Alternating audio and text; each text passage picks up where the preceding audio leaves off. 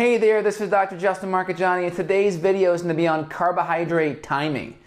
There's a couple of interesting techniques out there that can be used to help with adrenal fatigue and or improving fat loss or having better workouts at the gym. And this is typically using carbohydrates and timing them at certain times in the meal, otherwise known as carbohydrate backloading. So let's take a look at the ideas behind it and what some of the physiological rationale why you may do that. So first off, we have our cortisol timing, or our cortisol rhythm, which is a natural rhythm throughout the day based on light and dark cycles. So essentially, right around 6 a.m. here is typically when our cortisol is the highest. That gives us energy to get out of bed. Again, cortisol is a glucocorticosteroid. You break that word down, the first half is glucose, pertaining to glucose, blood sugar, and energy.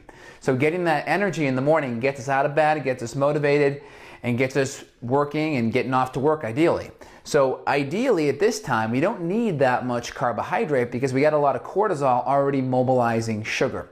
So it's already doing that, so we really don't want to be eating carbohydrate at that time outside of non-starchy vegetables.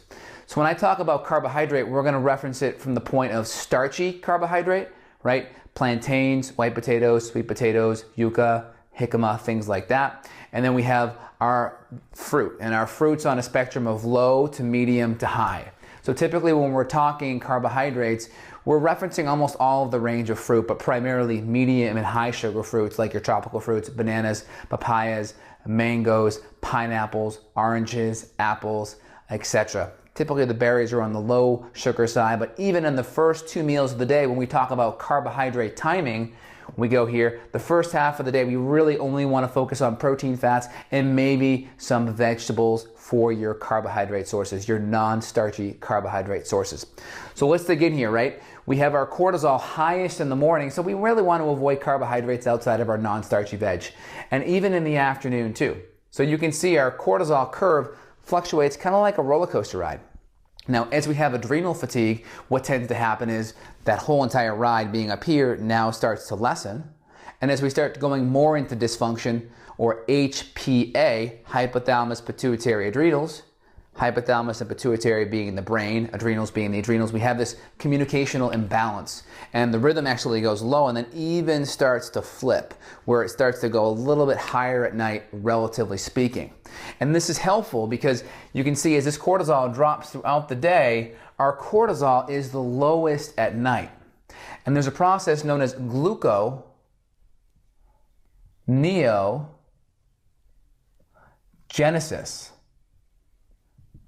And this process, if you just break down big words, gluco meaning blood glucose, neo meaning new, and genesis meaning forming. So it's forming new blood sugar out of, guess what? Protein. And this process is actually cortisol dependent. So you can see here, we need some cortisol to make that process happen. So the nice thing about this is at nighttime our cortisol is the lowest. So if our cortisol is, let's say here at night, let's say it's even a little bit lower because we have adrenal fatigue, well, guess what's going to happen if our blood sugar is on the lower side then? Because we're eating super low carb throughout the whole entire day. Well, what may happen is this cortisol may have to come back up because we're facilitating this process known as gluconeogenesis. So with some of my patients, I find they benefit by getting a little bit of starchy carbohydrate, just a little bit, some slow carbohydrates, if you will, if you're into the 4-hour body kind of thing. Slow carbohydrates at night, just to have a little bit of a time release. And what that does is it buffers this cortisol. So instead of the cortisol having to come to the rescue, the little bit of slow carbs that are in our diet are actually coming to the rescue instead. And I find some people that are on a lower carbohydrate diet for too long, or maybe having too much activity in their life, they can benefit by having a little bit of slow carbs at night, especially on days where they've trained, exercise-wise.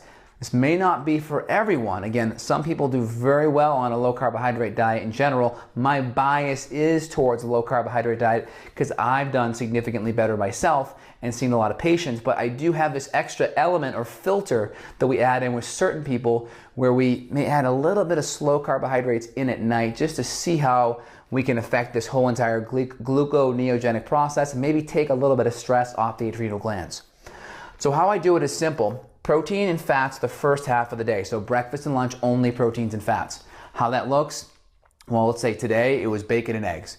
Yesterday it was beef protein in a shake with collagen and coconut milk. And then lunch was tuna and avocado with some mustard and some kale. So you can see that's kind of how I've done it the last couple of days, right? Protein, fat, a little bit of non-starch veg, protein, fat, and then at night, maybe I'll have a half a sweet potato cut up with some butter and some cinnamon on there with my ground up meat or my wild Alaskan sockeye salmon with some vegetables that were sauteed in butter or coconut oil. So you can see how you can add that in just a little bit, and it's especially great after a workout, after a resistance training workout, and we'll go into why that is.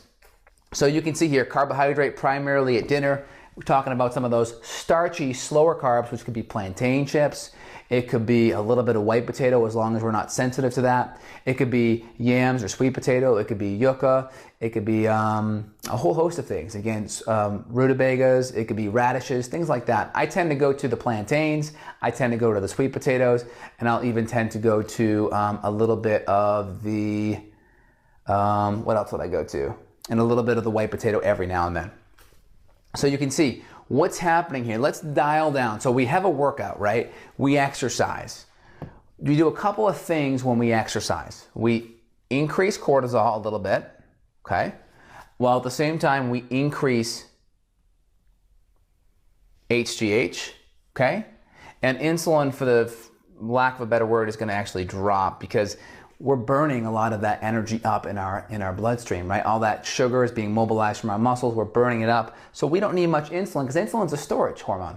If we're burning, we don't want to be packing things away. We want to be actually working out and utilizing that fuel for energy. So this is what's happening during workout right here. Now, after the workout, it's a different ball game.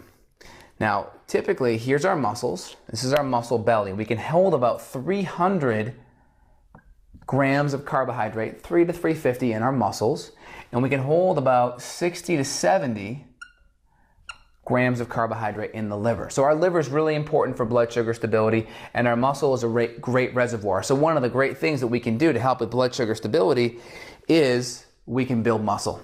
And that muscle will allow us to burn sugar for fuel primarily. It will allow us to increase growth hormone. We'll talk about the cortisol and the insulin in a second. So what happens is we have these various receptors, these GLUT receptors. So in the muscle belly, we have GLUT4. And actually, in the liver, we have GLUT5 for fructose primarily.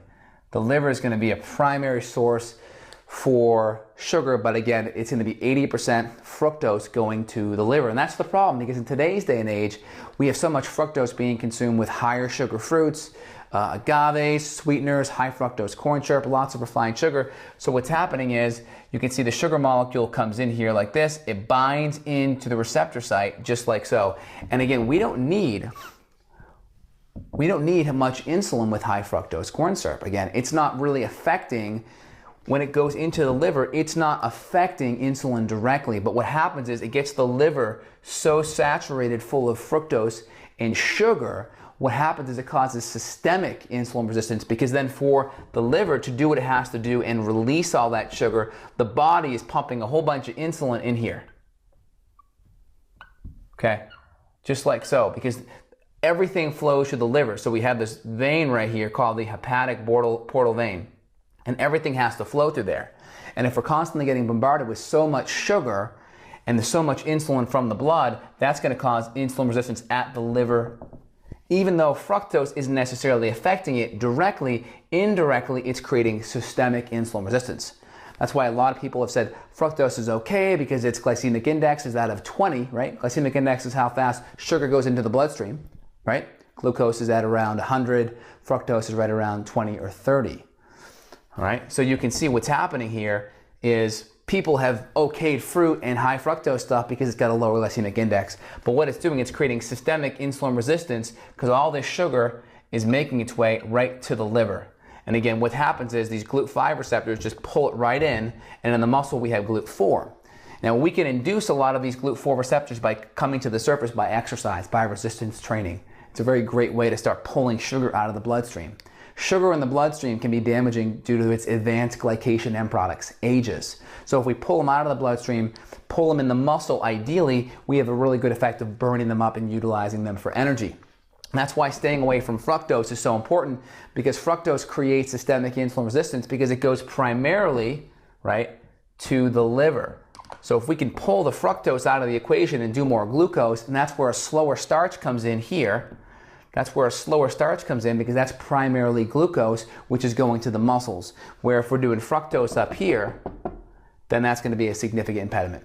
And again, something like low glycemic berries, like raspberries or blueberries or strawberries or blackberries, very, very low amount of fructose there. Right, so anyone that's dealing with that issue, I recommend keeping it under 15 grams of fructose per day if they're really, really sensitive, 15 to 25.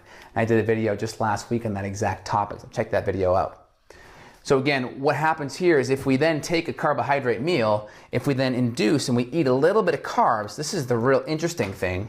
This is why timing up your carbs at night can be really helpful, because when we eat a little bit of carbs, one of the things that insulin does, it drives down cortisol. So if we have a little bit of insulin, right, we stimulate insulin with some of those carbohydrates, that's going to drive down cortisol. Okay, your HGH is actually going to stay up really high, and insulin is actually used by a lot of bodybuilders as well because it's a storage hormone. It pulls things into the muscle. We can do it by manipulating diet and timing our diet. So cortisol down, HGH high, and we'll start driving our insulin up just a little bit as a means of pulling carbohydrate into the muscle, as a means of decreasing cortisol, and as a means of modulating growth hormone. And if we time in some protein as well, there's a research showing that 20 to 30 grams of good quality protein right after a workout, especially in the form of whey protein or grass-fed whey protein, can increase growth hormone significantly. So that's a nice little aspect there. So regarding carbohydrate timing, the take-home message is protein and fat the first half to 3/4 of the day. Time in your slow carbohydrates at night, keeping the fructose down so we're getting sugars that are going more to the muscle here, and less to the liver right there. So we're avoiding systemic insulin resistance, and we're using insulin to our benefit to modulate the drop in cortisol, increase growth hormone, and still maintain insulin sensitivity. Again, this is Dr. Justin here. Click on screen so you can get a hold of me. If you're having any issues regarding your adrenals or energy or your overall performance levels, click on screen to get a hold of me. Again, please subscribe if you're enjoying the videos and share as well. Thanks. Have a great day.